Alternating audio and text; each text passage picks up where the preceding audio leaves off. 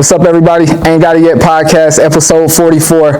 Very, very, very excited about this episode. I have my creators, the people that made me, my parents, Stephon and Lisa Rhone, also known as Pastor Stephon and Lisa Rhone of the Intercession Church in Escondido. How you guys doing? Oh, doing great. You excited to be on the show? Yes, we are excited. A little nervous. Yeah, this is my first podcast. I've never done a podcast. I need to be nervous. Tell y'all, like I told everybody, we having a conversation. There just happen to be cameras there. Right. You know, especially when we've been having a lot of really dope conversations in the morning. We so have. We could just have one of those similar conversations. Bring Dad in, and just we got cameras in here. Yeah. Sounds like a plan. Absolutely, Sounds like a plan. I was just saying it, but I'll go ahead and say it again. I've had this idea to have you guys on the show a good 5, maybe even 6 months ago. And my favorite podcaster, Joe Budden, was recently talking about having his parents on his show. And I didn't want him to have his parents on, and I have mine on, and everyone think I was copying him. So I was like, you know what, let me hurry and get my parents on here so I could get ahead of that, just to stay away from all of that, the comparisons and all of that, which would be fine, but you know, just wanted to get away from that. Anyway, you guys have a successful, almost 39-year marriage. Relationship's longer than 39 years, but the marriage has been 39 years. So I thought it'd be good to, have you guys in here talk about, relationships, what goes into a good relationship, raising 3 boys, having faith in this time, and staying focused, and all just everything that comes with you guys. I just wanted to talk about all of that. Right. So yeah, let's the 39-year marriage. You guys answer individually. What do you think, in your opinion, what is the most important thing that goes into having a successful marriage and relationship? Well, as believers, let me just say first, as believers, what we have done over the years, the number one thing that we have done over the years is that we have tried to keep the Lord at the very center of everything that we do. Everything that we do. I'm not saying that because I'm a pastor or that's what Christians are supposed to say. It's just the truth. The other thing, and I have been asked that question I don't know how many times, but and to me it's kind of I don't think it's a one single thing or even a few single things that keep going. Yeah. That it's not even a few single things that makes any relationship work. But I always answer it this way. It just seems to me that when you got 2 people that are more concerned about the other person than they are the individual selves, then it really doesn't matter what kind of challenges come into or against a relationship. If you have that, you can overcome anything. You and the Lord can overcome anything. Yeah. If both parties are selfish, then that's going to present some serious challenges. So is that getting into your answer? So what's your answer? That's your answer, Mom. What's your answer? I was going to say you can't be selfish. Yeah. If you're in the relationship only thinking about what that other person can do for me, then it's doomed to fail. Yeah, it's doomed to fail. So you have to be really concerned about meeting the needs of your spouse. And the second thing is, early in our marriage, we just decided that divorce wasn't an option. Yeah, we just got rid of that word. Yeah, we just decided that it wasn't an option. And so since it wasn't an option, we didn't want to be miserable in the marriage, so we're going to do whatever we could to make it a good marriage. Right. I like that. No divorce. Not an option. It wasn't an option. It's not a word that's ever come up in the 34. He was saying 39, but 38.5. It's not 39 yet. It's not 39 It's not 39 yet. So in those 38 years, that word has not come up. Right. I like that. So you guys met Long Beach Business College. 1985? 1983. Got married in 85. Yes. January 3rd, 1983. Oh, got it all down. Yes, well, it was orientation day. Oh, okay. So that's why we remember the day, because it was orientation day. You guys met on orientation day? We met on orientation day. I think I already knew that. He was checking me out. He kept asking me for my pen. Of course. Right. He just agreed with me. He was looking for a pen, and I noticed he didn't have one, and gave it to him. He wasn't trying to bother. The truth of the matter is I at that time I was not interested in no girlfriend. I was trying to get my life together, you know, and going to business college. I had a few other things lined up, but that particular afternoon we had a whole lot of financial paperwork that we had to fill out. And out of almost, 30, 40 something folks that were down there filling out their information, I am the only one that did not have a writing utensil. And so when the lady was asking us, okay, now it's time to fill out this form, and I didn't have anything, and I'm looking around, you know, seeing, and I asked the lady that was in charge, she didn't have anything, and so all of a sudden this pen came over my right shoulder. I just grabbed it. I didn't even see who it was, and then just gave it back, and then we had some more paperwork to fill out, and here come this pen again, you know, and I just snatched it, you know, and then our final form that required all of our signatures on it, and here come this pen again. I snatched it, signed my name, but this time I wanted to know who's keep giving me this pen. And I turned around, I went, whoa. I went, whoa. And then I turned around, I told myself, no, I'm not here for that. I said, I need to stay focused. But we had 7 classes. Out of those 7, I had her in 6. Oh, wow. Meant to be then. Yeah. I don't think I ever heard that part of it. Yeah. And so after that first orientation day, did you guys connect then, or was it another day? Well, we didn't connect then, but we ended up being in the same group of, you know, people that became friends. Yeah. Okay. And so we kind of hang in the same group, and so it kind of evolved from us being around the same group. Okay, yeah, of course I knew that where you guys met, but I never got the extra stuff about like when he actually asked you out, or like, so it was like you guys became mutual friends and then started dating off of that. Yeah. Well, not mutual friends, but the whole group. Yeah. Okay, that's cool. What was the first date? Lunch in the mall. Yeah. Because the school was right across the street from the Long Beach Mall. Right. So the first date was in the lunch in the mall. And what was going home after the date? What was your not first impression, but what were you thinking after that first date? Well, I know what I was thinking. I want to see her again. I wanted to see her again. And but one of the things that we did at the end of the day after class, she went her way to go catch the bus to L.A. I didn't have that far to go because I was downtown Long Beach. And naturally, I got home before she did. So I waited maybe 30, 40 minutes until I thought she was home. But every day, most days that I got home, I called to see if she got home all right. So, but, and then on Fridays, and we knew that we weren't going to see each other during the weekend until Monday. Those were some long weekends because because I wanted to see her more, and we fell for each other pretty quickly. Pretty quickly. Yeah. You know what I was really surprised by, what I didn't learn about you guys' relationship, I want to say, until I was probably like 17 or 18, was that Mom got saved first, and you didn't want to lose her, so you got saved. Well, don't try to gas it now. That's what I've been hearing. Well, our family has always been in the church, and when she came along, she made it clear. Well, she made some things clear to me, you know. And when I gave my life to the Lord as a result of her leading me to the Lord, it wasn't necessarily because I wanted to keep her, you know. Like I said at first, I was trying to get my life together. And going to school and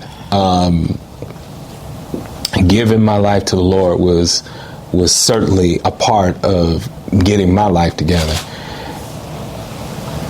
She came along as a package. I like how you said that, Pop. I like that. And so, Mom, you were just telling me the other day, Dad would, like, on Sunday mornings would drop you off to his mom to go to church and just go back home and go to sleep. He would drop me. He would come drive. I was living in Linwood at first, and so he would drive to I was staying with my dad, and he would drive to Linwood to my dad, pick me up, take me to Long Beach with his mom. He would stay home, and I would go to church with her. Right. And then after church, I would come home with her, and then he would take me back home. Right. Minister to him on the way back home? Huh? So any ministering to him on the way back home? Early on, when I would try to just talk to him about the Lord or pray with him or whatever, he'd be like, Lisa, I don't really feel like hearing all that right now. He always does that laugh like he's embarrassed. It's okay to say, Pop, we all grow. We all have our beginnings and we all grow. Yeah. It's all good. But when he accepted the Lord, he fell in love with him real hard. That's something I could, well, of course I wasn't there for that, but I always tell people, like when they ask, like, oh, like, how long your dad's been a pastor? What, like, I'll tell people, my dad became a pastor when I was in, like, 5th or 6th grade, but I was born to a minister's son. Like, all I ever known is my dad was a minister. I tell people that, and I'm proud of that. I also say, and I know, Pop, you probably don't want to hear this, like, I don't, right now, have any interest to go into ministry or anything like, to be a preacher. I'm going to be in ministry. I don't plan to be a preacher. You never know. You never know. You know what's funny? My boy Sean, he hosts sessions at the shop. I had him on the show, and he said the same thing. He was like, I'm just saying, bro, like, that might be.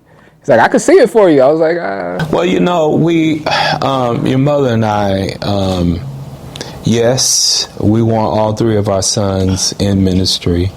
But we have never felt the compulsion to force you into it.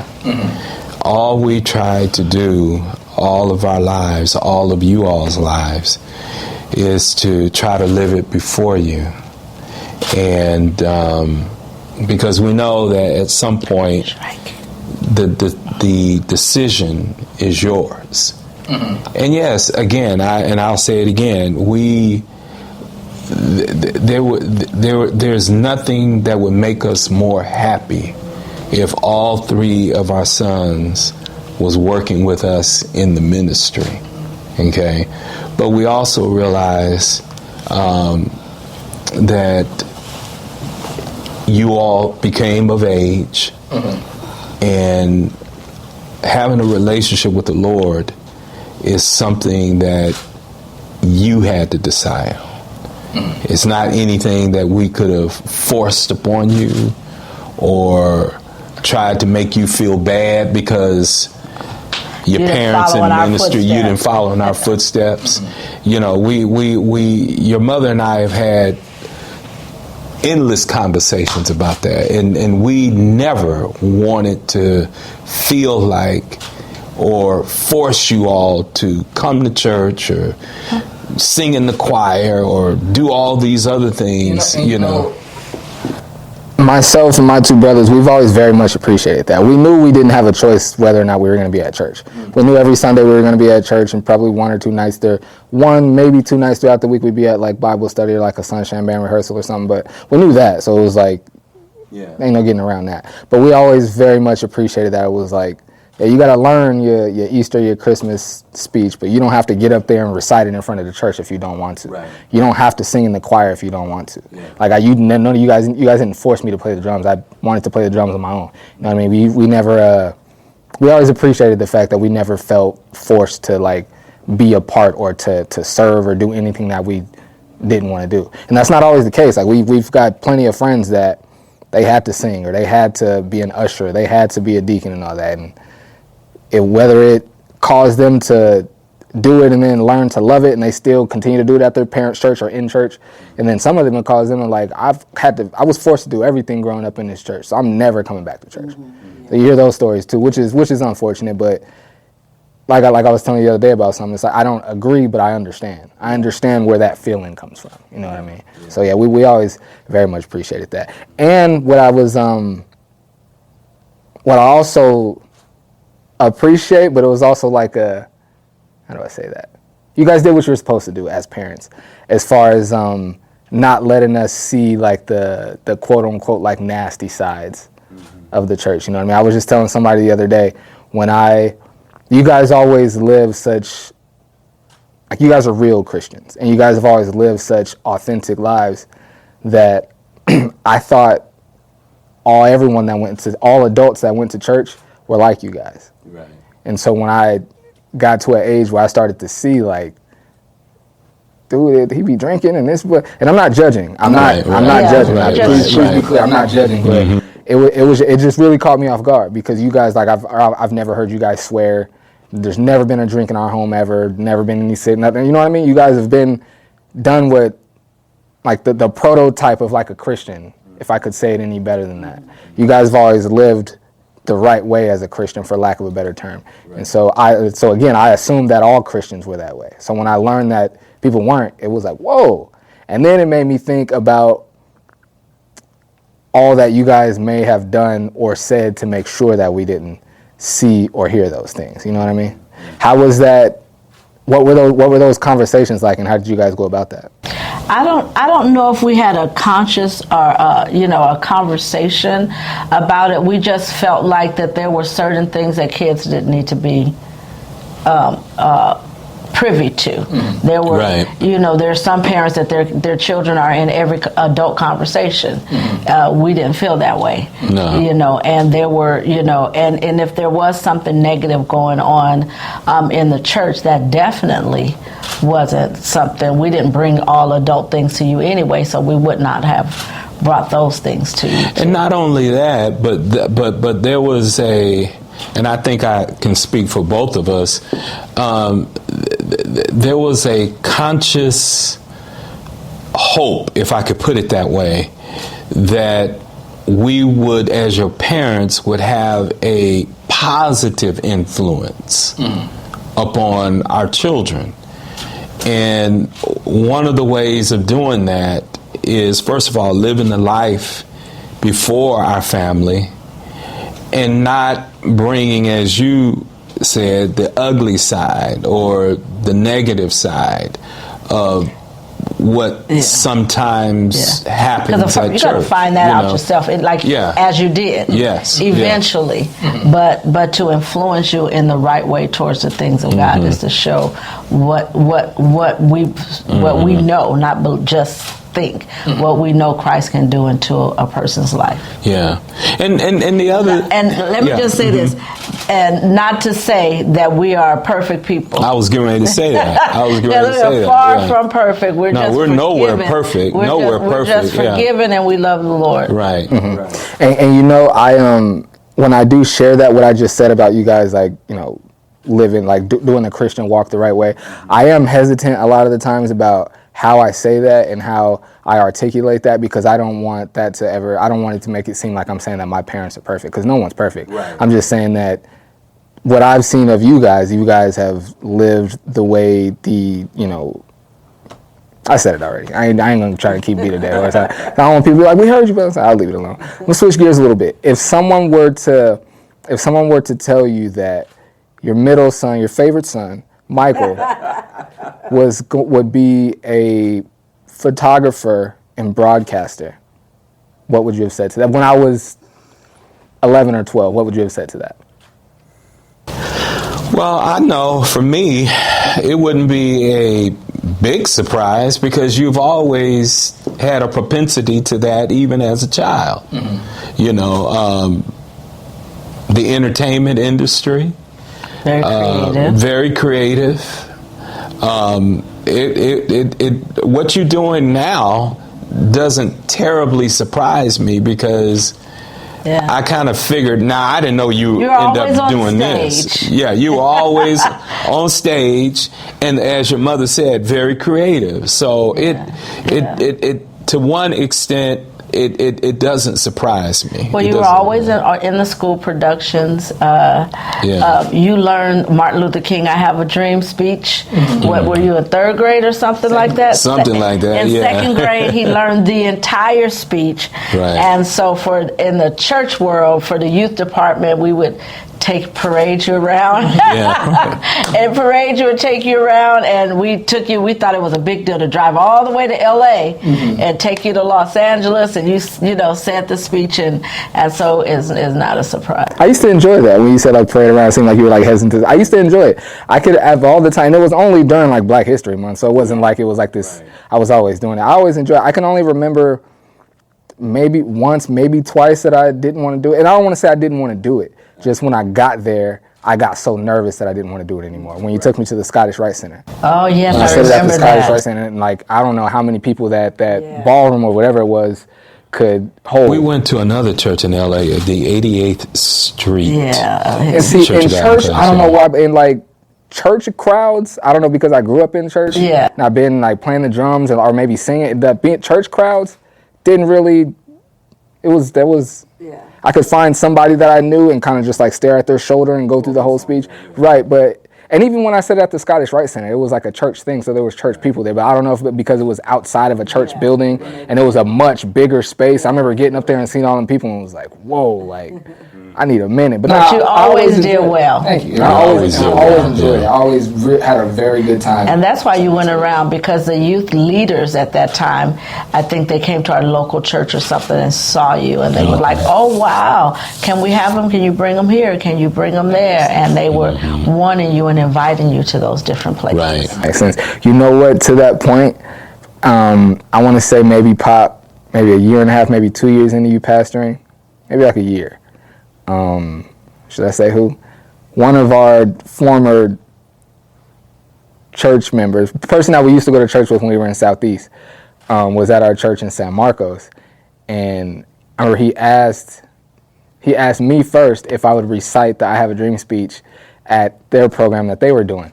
And I hadn't recited that speech, I want to say, since like fourth grade, and I'm now in like 8th or maybe 9th grade at this point. Right. And he's asking me, I was like, I don't remember that speech. And he looked at me, I could tell he didn't believe me. And I remember he went and asked you guys, I don't remember which one, but he went and asked you guys. And he was like, yeah, go talk to him. And he was like, oh, he said he don't remember. And I was like, well, he said he don't remember. And he came back to me, he was like, so you gonna say the speech or not? And I was like, I don't remember that. He did not believe, he thought I just didn't want to do it. I was like, bro, I don't remember, that was years ago, I don't remember it, I'm sorry. But I used to enjoy that though, it was a lot of fun. Now see, that's an example, that's a prime example of what I was just saying a few minutes ago about what I remember that situation, and what this individual wanted me to do was to make you do it, and I told him no, that we don't, as parents, we don't do that. If you read your Bible, Jesus is our Savior is a gentleman. Yes, we have free will. You know, you can't. He never forced anybody to accept him as Savior. He gave you he gave you the invitation, and it was up to you. So why would parents want to force their children into something that that they're maybe not even ready for, and then be more detrimental to the cause of Christ, so to speak. Right. I agree.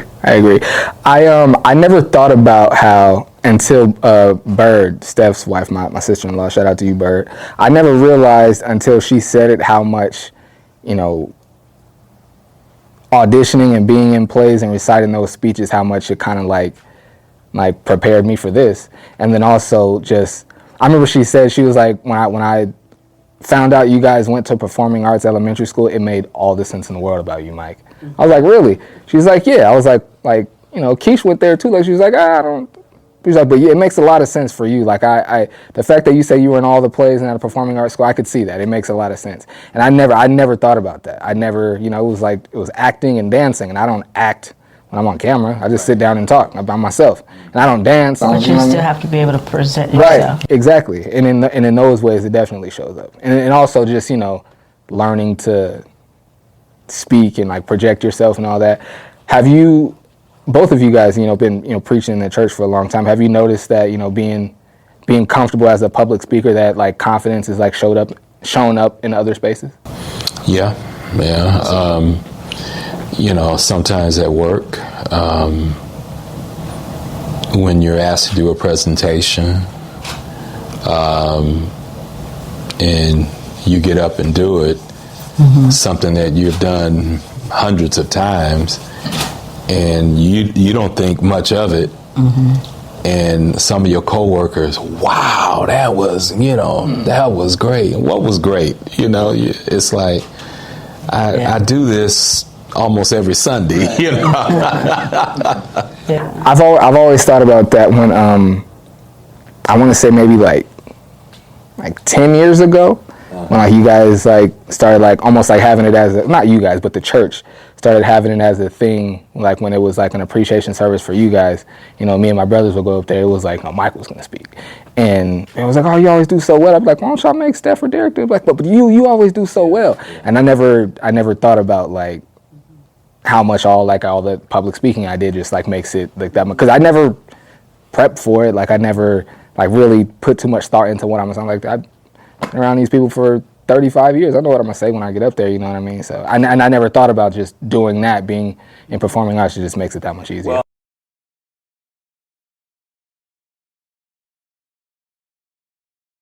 Steph has gotten really good at public speaking too. Actually, he really has.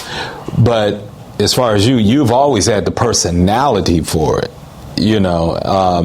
I think when you get up to speak, not just at church, but even in family gatherings, whenever you talk about something, your personality always shines through. So when it comes to speaking before people, it's the same thing. Yeah. Derek is shy. Derek is a deep thinker, but he's a background person. He doesn't want to be up front. Steph is also a deep thinker and very opinionated, and he can speak well. Very opinionated. He can speak well, but it's just a different path. Yeah. Different path that. And you all spoke publicly because you did Easter speeches. And Right. You guys were preachers in a sense. You guys were up in front in the church doing things like that. For sure. What's getting back into like relationship talk? If you could put like one word on, let's see, like one word to describe. Let me see here. What am I trying to say here? I wrote it down. Let me just read it. I was trying to freestyle it.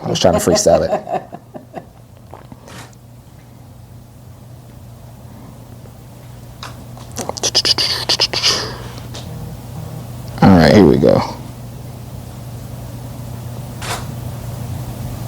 There it is. What generational things? And I told my audience that I was going to have my parents on my podcast today, and they sent in some questions, so I'm going to go with those right now. I'm going to circle back to what I forgot. What generational things in the family do they still want to break or see the kids break? I'm not sure I understand. Like generational curses and stuff. Things that go into generation that you want to see broken. I won't say that we're in poverty. We're not poverty stricken. Right. But I would like to see our have more generational wealth and to see that broken. Exactly. To see that. Exactly. Yeah. Same answer for you, Pop? Yes, same answer. Yeah. Gotcha. I would like to see more of our families be more unified. Not all of our families, but I think too often we have a tradition of, what is it that I'm trying to say? Family, if I could put it this way, family trust has been broken, has been breached. And sometimes you have brothers and sisters, sisters and brothers. Something has happened in the family, and they have not talked about it, and they have not spoken in years. Yeah. And one of the things that your mother and I have tried very hard in raising all three of you all. I mean, you all were typical children. You know, you fought a lot. You had disagreements, especially after y'all became teenagers. Y'all, I mean, my goodness, you all have just were very opinionated, but we have always insisted that you all love each other and supported each other. We have insisted on that. Yeah, and you guys have had that. It's been a joy to see that when one of you all have a friend, that friend comes into the friend group. I mean, as you guys have gotten older and got married and lives have changed, so those dynamics change a lot. But as you guys were coming up in your teenage years and your 20s and most of your 20s, if one of you had a friend, that friend came into that friend group. Yeah. And so you and your brothers were very close. So the outside family, there's fractions, and I think there's things in everybody's family. There's things that happen, and I would really love to see those mended. But as far as that Rhone group, we're pretty cool. Yeah. We're pretty cool. So I didn't want anybody to think that's that part. This question is a really good one. I'm surprised I was upset I didn't think of it myself. I'm gonna figure out who asked it. Matter of fact, I can do it right now. I'll figure it out later. What are your proudest moments in life individually? You want to start? Should have gave y'all time to prep on it. Well, there are a lot of them. I would say the birth of each of you. When Stephon was born, I'm sitting here replaying it in my head now. Stephon was born at 1:12 in the morning on a Sunday morning. And he went to church. And I went to church that Sunday morning. I stopped by the florist. I got me a boutonniere, a blue boutonniere. I had on a gray suit. I wanted everybody to know how proud I was of my firstborn, and not just Stephon, but each of you. Each time that your mom went to the hospital and it was time to give birth, it was like. Now I remember when you were born. Now your mom wanted a girl. And I didn't say anything. And I thought to myself, this is going to be another boy. He was so happy. And when we discovered that you was a boy, I said, I knew it.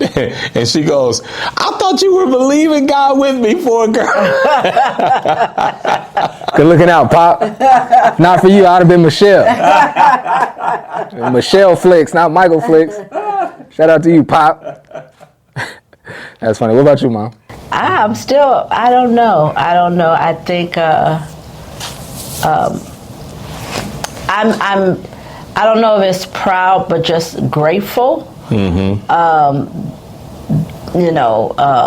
Just grateful for the longevity of our relationship. Yes. And how that we have sustained, and not just sustained like barely hanging in, but that we've had a good marriage and a good relationship. Very proud of that. That is the one thing that I am so regally proud of. And very proud of of the men. You guys are getting old now. I was going to say young men. I guess y'all still young. They're getting old.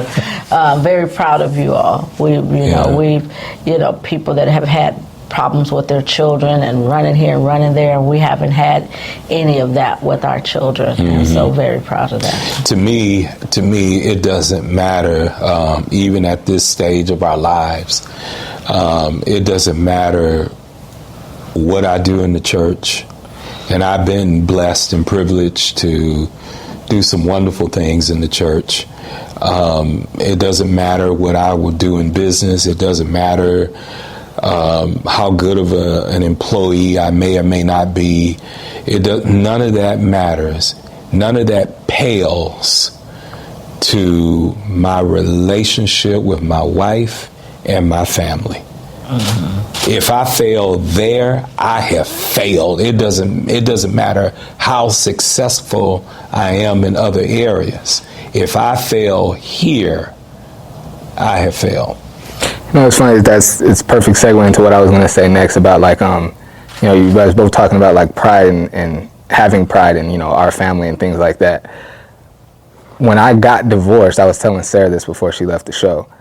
I was really both nervous and embarrassed to tell you guys because I felt like because you guys, your relationship was for you first and foremost, but you guys always did such a great job of modeling a successful marriage and a successful black marriage.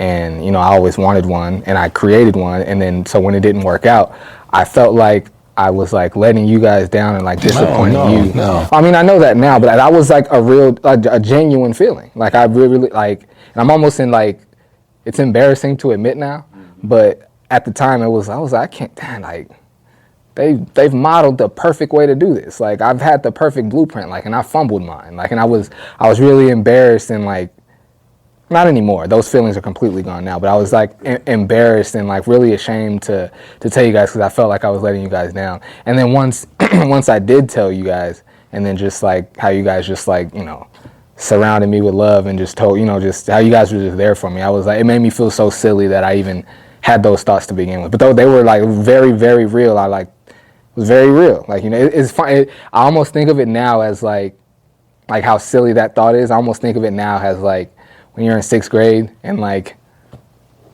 you get in like an argument with a friend or like you break up with your girlfriend in 6th grade and it's like your whole world is falling in and it's like this is the biggest deal right now, you know what I mean? I almost feel that way about it now. Like it was really like even silly to think that my parents would like be disappointed in me for that, you know what I mean? Love is unconditional. Yeah.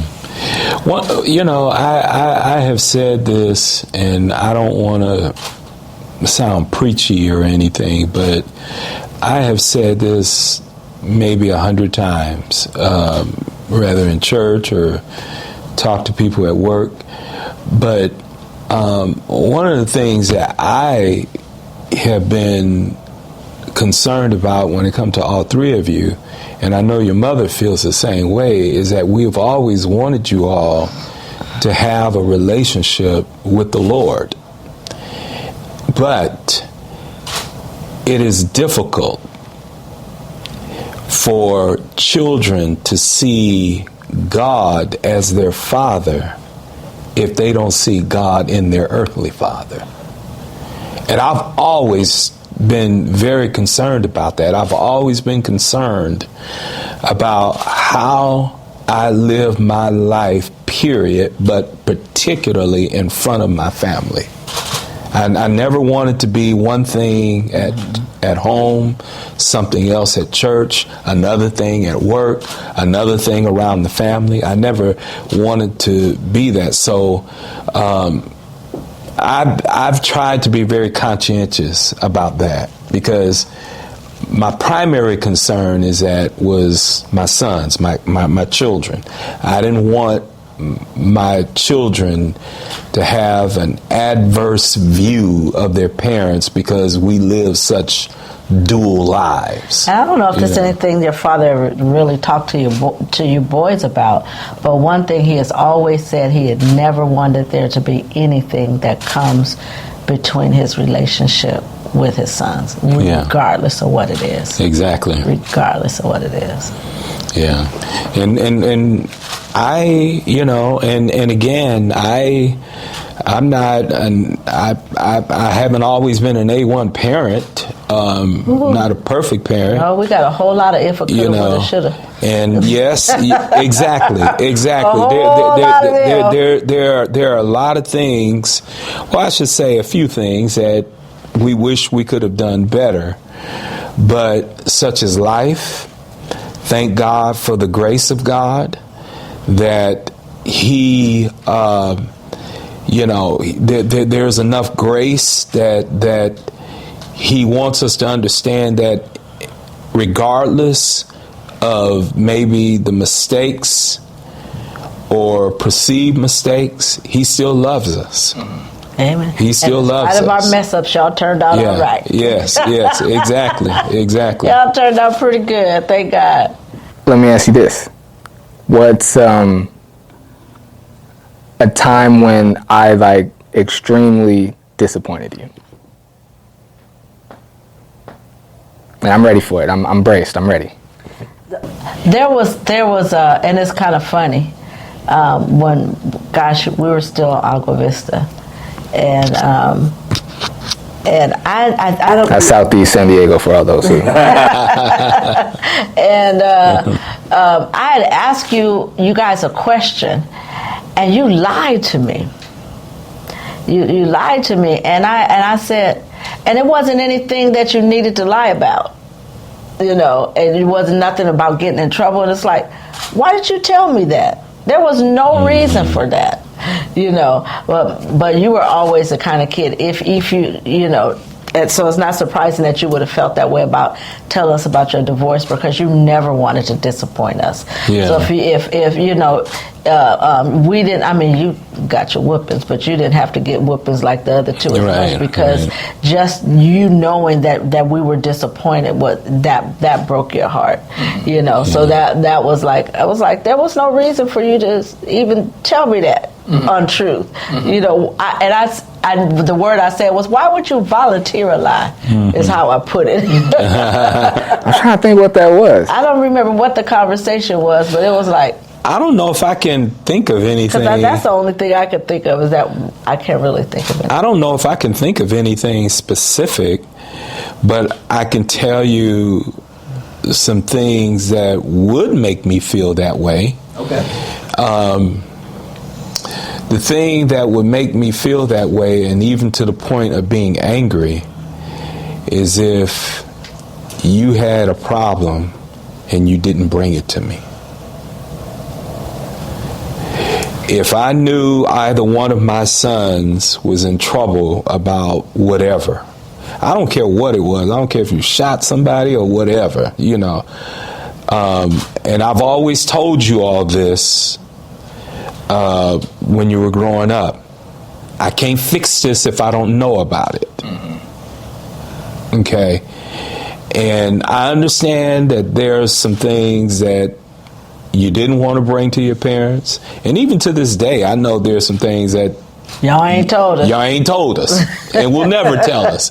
And I'm good with that. But what I'm talking about is if you had a problem that you couldn't get out of and you didn't tell me, that will bother me. That will bother me a lot, to the point of me being angry with you, because I've never wanted to be the type of father that if you had a situation and I can fix it and you didn't bring it to me and I didn't fix it, that would eat me up. That would just eat me up. That makes sense. Before I go to the next question, I want to say, and this just came to me when you was, I don't know how it popped in when you was thinking of it when you were speaking just now. Another thing I very much appreciated about you guys, and which I didn't realize was a thing with parents until you see it online so much. I didn't realize how many people's parents didn't apologize to them when they made a mistake. Yeah. Because I've always very much appreciated that about you guys, and it's funny. Keish was telling me that, I want to say, it was during the pandemic actually. I went to 7-Eleven. She was saying about me, she was like, all you really be needing is for people to apologize and you can move forward. And I was like, yeah, it's true. And I never thought about it in that way. I was going to Jesse's house to do the podcast, and I went to 7-Eleven, and they had one of the areas kind of roped off, I was going to get a coffee. They had it roped off not to go over there, and I didn't see it. I just walked straight through the rope. And this one, the Hispanic girl, was really she was like, hey, you can't go over there. You probably didn't see the rope, but you can't go over there. I was like, well, my bad. And I'm already moving out of the area. And then the manager of the 7-Eleven, this white lady, she came over. She's like, you need to, and then start getting all, while I'm already leaving the area. And I was like, you don't need to talk to me like that. I'm already leaving. She's like, well, you should have never been back here. I was like, I made an honest mistake, but you don't need to raise your voice and come walking at me like that, like I'm already leaving the area. And she kept going and making it a thing. And I was like, what's the store number? I know it's the 7-Eleven, but what's the store number? And then she changed her tone. He was like, you know what? And then she kept barking a little bit. I was like, I understand I made a mistake, but there's no need for you to talk to me like that. And she was like, you're right. I'm sorry. And I just turned around and walked out. I didn't even say like that. And I was telling Keish that story, and she was like, all you ever be needing is for people to say sorry, you can move forward. And I was like, yeah. And I was like, I think that comes from you guys. Like I remember times with you more so, Pop, sorry. But I remember times with you when like something would happen, and I would be like so upset, like so angry or so disappointed or so sad or whatever. And then you would come and say sorry, and I was not angry or sad or upset or disappointed or anything like that anymore. So, and like I said, I never, like you see people like making these reels and like making content about like their parents coming in and like offering them a plate of food or like offering to take them shopping as like a form of an apology. But you guys, if you made a mistake, would just come and say sorry. And I appreciate it. Now that you see so many people that they like, that's a thing for them. Like they never got a sorry. You know what I mean? That's, I couldn't, you know what? Before we move on, a story about that comes to mind, Pop. I remember, believe it or not, I did have hair at one point. And I was coming home. I was coming home from, I don't know where I came home from, but I had just come in the house, and I opened the front door. We was on Sandalwood, our first apartment in Escondido. I opened the door, and you could see like the bathroom down the hallway, and you came like walking out of the bathroom like mad fast, and I was like, that was weird. And I go in the bathroom, and the cap to my wave grease was off. Like and everybody know like I'm the middle child. Got a lot of hand-me-downs and everything I had to share with my little brother. So anything that I have for myself, I was like, I'm not sharing this. Like, this is mine, and I'm not sharing it. But also, I was also the type that, like, if you ask me, then I'm going to share, but just don't just be grabbing my stuff. And I came in, and my grease was open. I was like, Pop, man, you use my wave grease, man. You was like, yeah, my hair, you made a joke. You said, yeah, but I look good, though, right? But I was like, I remember I just went in the living room and I just sat down. I remember you came in there and kind of was like, what you watching here, Mike? And I was like, I'm watching Fresh Prince. I didn't really say much. You could tell that I was upset. And you went and sat at your computer. I remember you sat at your computer, and I got a glass of water, and I saw you. And I went and sat back down on the couch, and you came back in and sat next to me and like put your arm around me. You was like, Mike, I was wrong.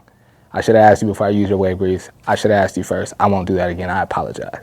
And that meant the world to me. Like, it meant like, I was so upset. I was near tears. Like, y'all know I've always been sensitive. I was near tears. And then you came, it's all good. And then you came and apologized, and it's like it never happened. You know what I mean? So thank you guys for that, for always, being quick to apologize, even though we were kids and y'all probably didn't always have to.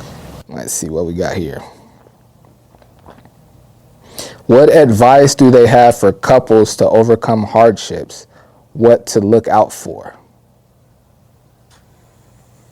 Hardships in marriage or couples, yeah. So hardship in a relationship. In relationships. Talk about it. How to overcome hardship in a relationship. Well, typically, and I don't know if this is where you're coming from in asking this question, but typically when I hear that question, it's sort of like the answer is expected to how to avoid it. I'm not altogether sure if you can avoid hardship. It's part of life. And again, I'm not just saying this because I am a minister, but as I said on the outset, the central focus in our relationship has been the Lord Jesus Christ. And we have tried to keep him at the center of everything. Now, you mentioned hardship. To me, it depends on what type of hardship are you talking about. I can just share with you all that one of our hardships in our marriage has been finances. Now, we're in a season of our lives now that is no longer an issue. But younger, growing up, learning how to be a husband, learning how to be a wife, learning how to be a father, not always having what we need, that kind of wears on a man. And you talk about hardship, that's hardship. But again, I have learned over the years to take my situations my problems to the Lord in prayer. Now, when I say that, I'm not just saying that when I pray, it just mystically goes away. No, there are some things that you just have to live through. There are some things that you have to live through. And I will say this, again, it depends upon what the hardship is. But I will say this. I think our response to them helps us to learn things about ourselves. There are just some hardships in life that are just totally and completely unavoidable. There's going to be those kinds of things. You have to stick together. Yeah, you do. One thing that it was I don't know if we spoke it, but it was kind of us against the world kind of thing. Right. You know, that we were in this thing together. Whatever that thing was. We had each other. Yes, we had family, and there's different times family helped us or whatever, but it was us against the world, and kind of things. And then when there's things that's in between the two of you, that's not just coming, when you get on each other's nerves or whatever that is, or one of the other make a mistake or do, whatever, is giving each other grace. Giving each other grace, I'm not perfect, you're not perfect. Okay, we'll talk about this thing, and one of us still may be in a huff about something, but you still have to give each other grace, and you have to forgive each other, especially when divorce ain't an option. Right. It depends on what you put in your marriage. Exactly. What you put in your relationship. Or you messed up in that, then it depends on what your boundaries are. We didn't have an out. There was no back door. So we had to keep going forward. And also, can I also insert the element of commitment? I think a lot of times, when you're married, or even if you're just in a relationship and you're not married yet, but you love the other person. Well, there's some days you're not gonna feel like you love them. No, you ain't love everything. No, it's not Google eyes, eyes filled with stars every day. No, there are some days you're gonna get up and you're gonna ask yourself. Some days you don't like each other. Exactly. But the element of commitment. Okay, you made a commitment. Amen. And I think that's something that's worth bringing up. It's human nature to have a favorite something. And I'm not saying that like either one of you had a favorite child and that was just how it was moving forward. I'm sure at times it was like, no, I'm feeling Steph more than I'm feeling the others. I'm feeling Derek more than I'm feeling the other two right now. In those moments when it's like, because like, like Steph, you talk about like when Steph became a teenager, he was annoying. You don't use the word annoying. I'm using that word. Like he was a lot. And I had my moments. Derek had his moments. In the times when you're like not really feeling one or two of your kids, but there is one that you're like kind of gravitating towards, how do you not let that like be such a visible and such a visible thing and such a thing that's felt? I'm gonna let you take that one first. I don't know if it was a thing for me though. Yeah. I don't think it was. I don't think there was ever a thing. I don't think it was a thing with me either. I think you have a different relationship with each child. You were self-proclaimed mama's boy. And so it was nothing for you to be near me or to be close to me. When Stephon got a certain age, when you guys were in middle school and we go to drop you off, Stephon got out of the car and ran. He didn't want me to ask to give him to give a kiss. You didn't have a problem if the whole school was there and you gave me a kiss goodbye. And so it wasn't that. And so did I not have a loving relationship with Stephon? Yes, but it was different than my relationship with you because the two of you were different. Right. Derek came out of the womb wanting not to be bothered. He came out of the womb not wanting. He really did. He really did. He really did. When you get your newborn infant baby, that picture taken, Derek was like, we didn't even get that many. We got more of you and Steph on his picture day than we got of Derek. Because Derek, you know how they do the little chin to wake you up. Derek, his little face was just like, leave me alone. So he came out of the womb like that. So with him, I had to make a choice and a reminder to tell myself, go in the room and check on Derek. Because you knew he wanted to be by himself, but you just couldn't just leave him alone. And Derek had no problem being by himself. Yeah, because he would only let me stay in there for so long. After a while, he'd be like, Mom, you know, like, okay, we've had our catch up. We had our catch up, go on. So to me, I don't think it was ever a thing. No. You know, it was just a different relationship with each child. And of course, there's things that your children go through and they deal with it. Like you said, when Stephon got teenager-itis, he just thought he knew everything. He was the smartest thing in the world. And he thought he was the best thing since sliced bread. I mean, that boy. So those things can be annoying. The thing, when your children grow up, to learn the relationships evolve. And the hardest part for me, it was to back up and let you guys grow up and be men, because you were always still my babies. And so that was hard to get to that stage. I remember you struggling with that. For the relationship to change. That was hard. Yeah. What about you, Pop? I can't think of any one particular thing. What I tried to do is recognize each of you all's uniqueness. And your mother have already said it, when Stephon became a teenager, he was more independent.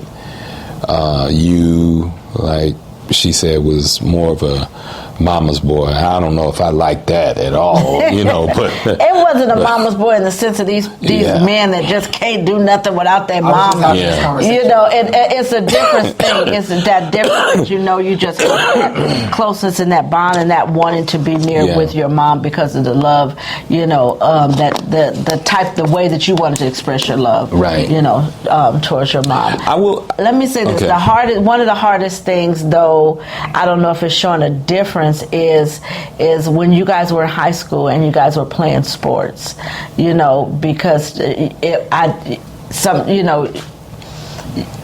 guys, I didn't want you to feel like you were always in your big brother's shadow. Right. And so it was hard to try to figure out how to do that and support you guys. We supported you both, but we didn't ever want you to feel like that we felt like that. I don't know if we succeeded in that, but there was something that was always a concern, for us. No,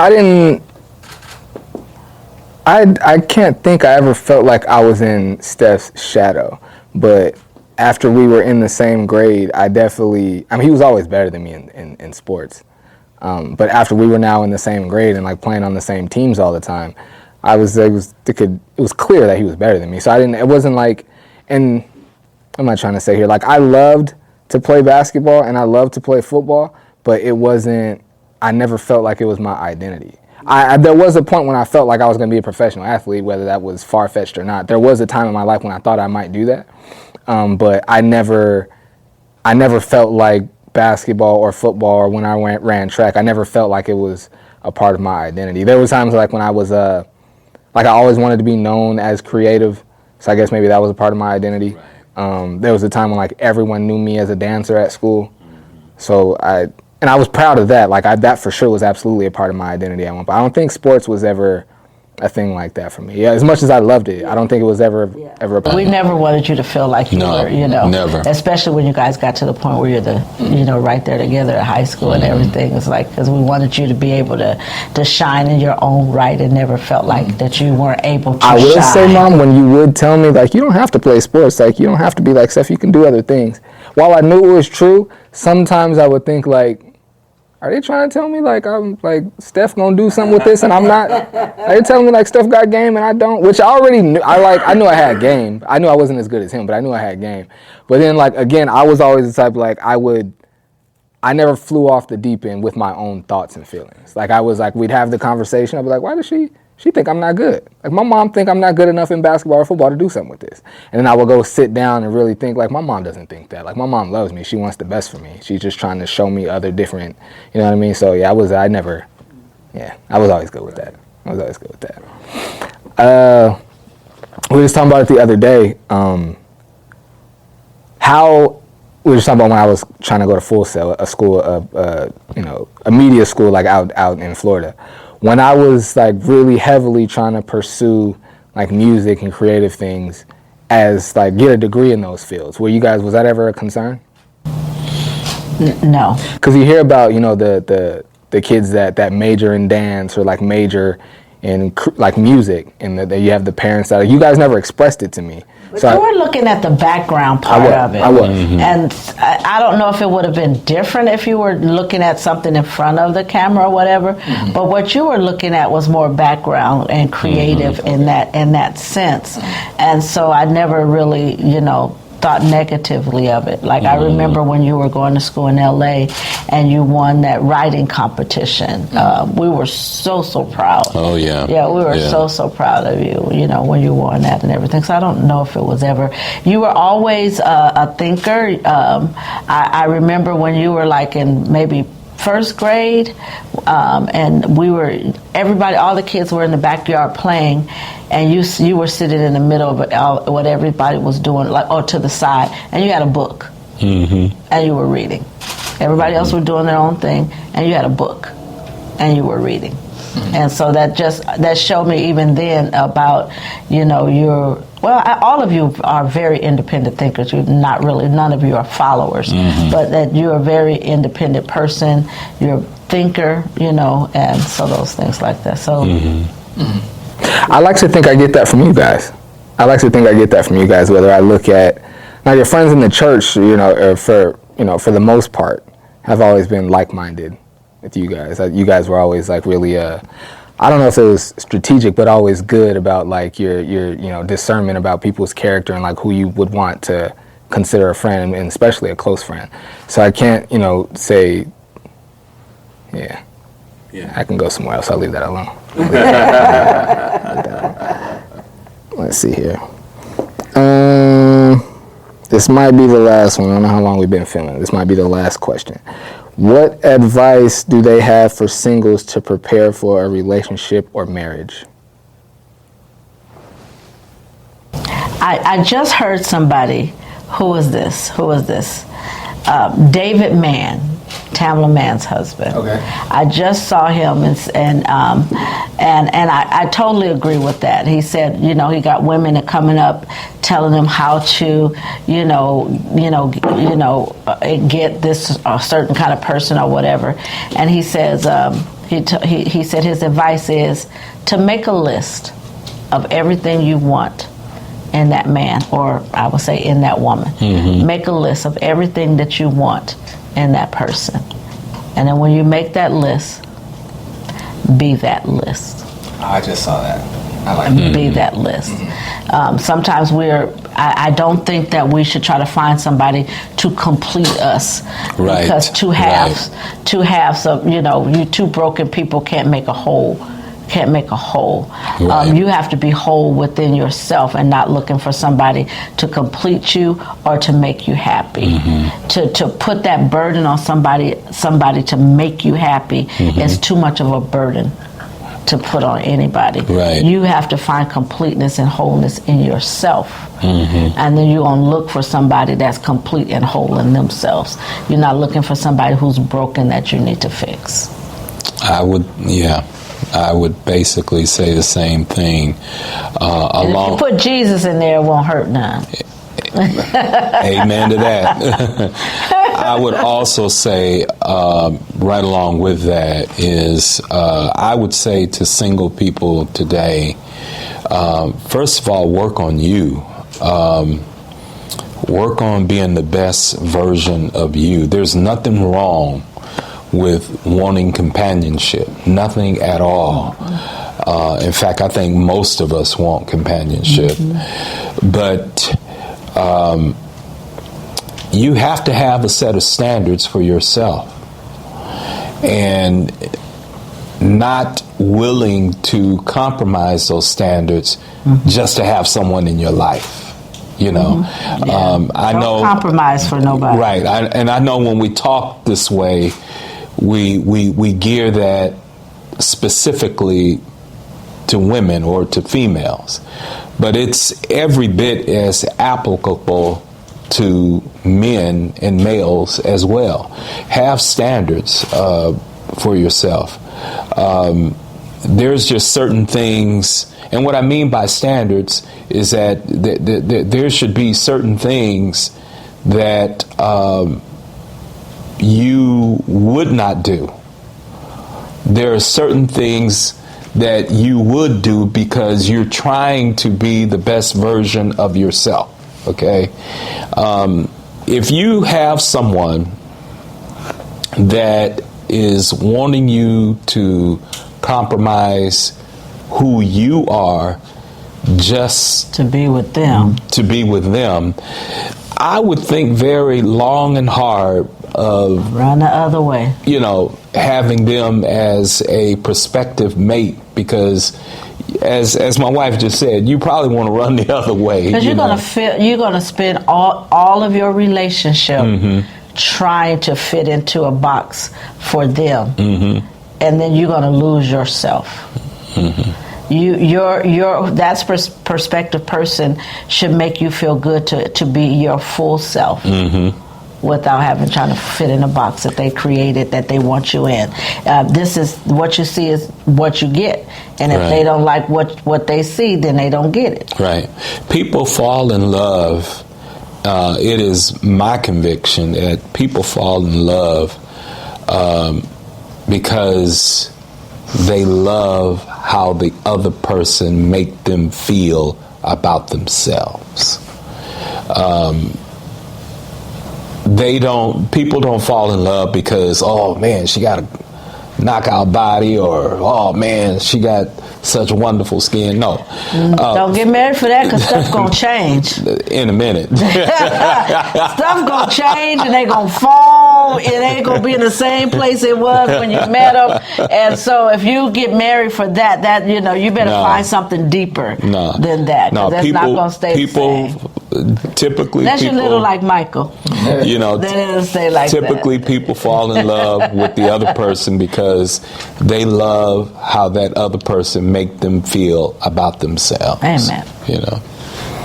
All right, we're gonna do my quick hitter segment, and then we're gonna get out of here. The way it works, I'm gonna hit you with a word or a phrase, and whatever word or phrase comes to mind, you just shoot it right back to me. Okay.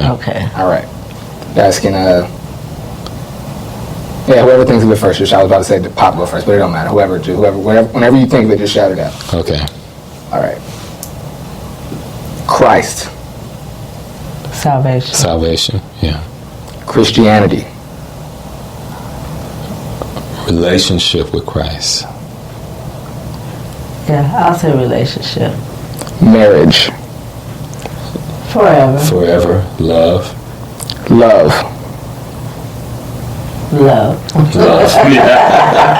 Children. Love. Long Beach. The LBC. His home. Love for the LBC. Los Angeles. Home. Pop, you can't just copy all her answers, man. We think alike. San Diego. A new start. Home. Black love. Awesome. Nothing like it. I already did children. Family. Everything. Love. Everything. Yeah. Church. First word to come to my mind is worship. Community, yeah. Intercession.